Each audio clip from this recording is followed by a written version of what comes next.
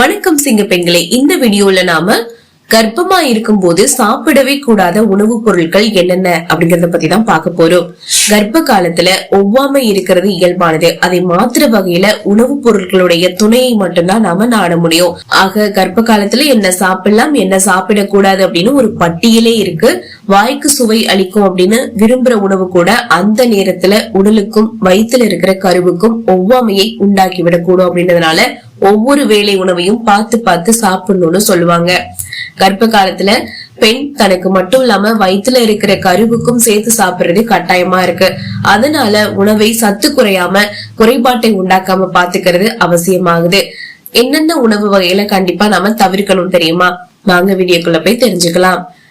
முன்னோர்கள் ஆரம்ப கட்ட கருவை கலைக்க பயன்படுத்திய பொருள் பாத்தீங்கன்னா எள்ளுன்னு சொல்லலாம். இது கர்ப்பிணிகள் சாப்பிடுவாங்களா அப்படின்னு நீங்க கேட்கலாம். எள் உருண்டையா சாப்பிட்டாதான் கரு கலையும் அப்படின்றது இல்ல. எள்ளை மற்ற உணவுப் பொருட்கள்ல கலந்து சாப்பிட்டாலும் கூட ஆரம்ப கட்ட கர்ப்பத்துல அவை ஆபத்தை தான் உண்டாக்கும். ஏன்னா ஒவ்வாமையை குமட்டலை தவிர்க்க சுக்கு தட்டி போட்ட எள்ளு உருண்டையை சாப்பிடுறவங்க நிறைய பேர் இருக்காங்க இல்லையா? சோ அதுக்காக சொல்ற அதை அவாய்ட் பண்ணிடுங்க. எள் விதைகள் கர்ப்பப்பையோட உள்ள இருக்கிற கருமுட்டையை வெளியேற்றுற வகையில கருப்பை தசையை தூண்டிவிடும். அதனால எள் கலந்த உணவுப் பொருளை 6 மாதங்கள் வரை தொடாம இருக்கிறது ரொம்ப நல்லது. சரிங்க, அடுத்ததா மெர்க்குரி அதிகம் இருக்கிற மீன்களை அவாய்ட் பண்ணுங்க. மீன்கள்ல அதிக அளவு இருக்கிற பாதரசம் வயிற்றுல இருக்கிற குழந்தைகளுடைய மூளை வளர்ச்சியிலையும் நரம்பு மண்டலத்தோட வளர்ச்சியிலும் குறைபாட்டை உண்டாக்குற நரம்பியல்ல நச்சை உண்டாக்கக்கூடியது அப்படின்றதுனால இவை குழந்தையோட வளர்ச்சியில பாதிப்பை உண்டாக்கும். அதனால சுறா, வால்மீன் இப்படின்னு கடல்ல வாழ்ற பெரிய மீன்களை தவிர்த்துடுங்க. அதே நேரம் சால்மன் மீன், கெளுத்தி, கெண்டை, சின்ன மீன்களை நீங்க சாப்பிடலாம். வேலைக்கு 1 அல்லது 2 துண்டுகள் வரை நீங்க எடுத்துக்கலாம். அடுத்ததா புரதம், இறைச்சி மற்றும் முட்டையில அதிக அளவு நிறைஞ்சிருக்கிறதுனால அடிக்கடி சேர்க்கணும்னு மருத்துவர்களும் இதை சொல்லியிருப்பாங்க.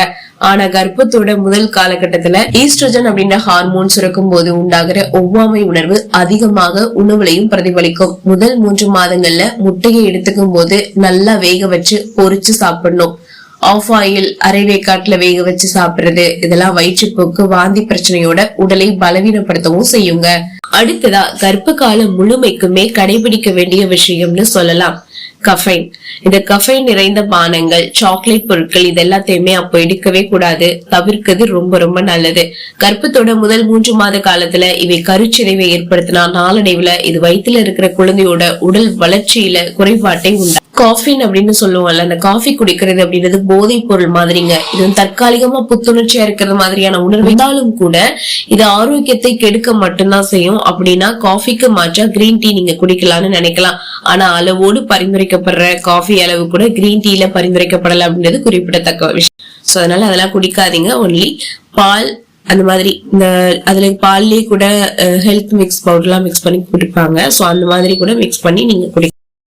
எக்ஸாக்டா சொன்னா பாலை தவிர நீங்க வேற எதையும் குடிக்க வேணாம் அப்படிங்கறதா என்னோட ஒரு ரெக்வஸ்ட். அடுத்ததா பதப்படுத்தப்பட்ட உணவுகள் இருக்கு இல்லையா, அந்த உணவுகள் எல்லாத்துலயுமே நச்சுத்தன்மை கொண்ட பிஸ்பினால் ஏ அப்படின்ற கெமிக்கல் அடங்கி இருக்கு.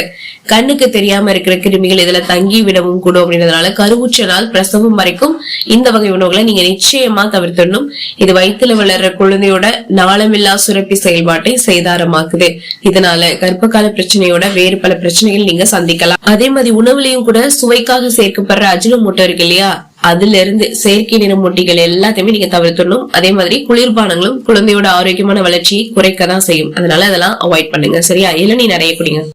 அதே மாதிரி சில உணவுப் பொருள் பாத்தீங்கன்னா அலர்ஜிக்குள்ளாக்குற பொருள் இருக்கு. இது சத்து நிறைந்த ஆரோக்கியமான பொருளா கூட இருக்கலாம். ஆனா கருவுற்ற நாள்ல நீங்க சாப்பிடும் போது அவை உங்களுக்கு ஒவ்வாமையை உண்டாக்கக்கூடும்.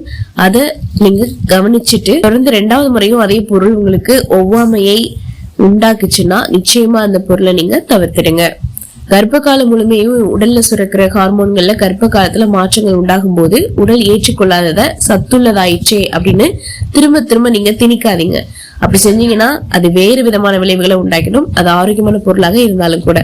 சோ இப்ப நான் சொன்ன இந்த டிப்ஸ், அதாவது கர்ப்ப காலத்துல நம்ம தவிர்க்க வேண்டிய உணவுகளை பத்தி பார்த்தோம் இல்லையா, அது ரொம்பவே உங்களுக்கு பயனுள்ளவையா இருந்திருக்கும் நம்புறேன்.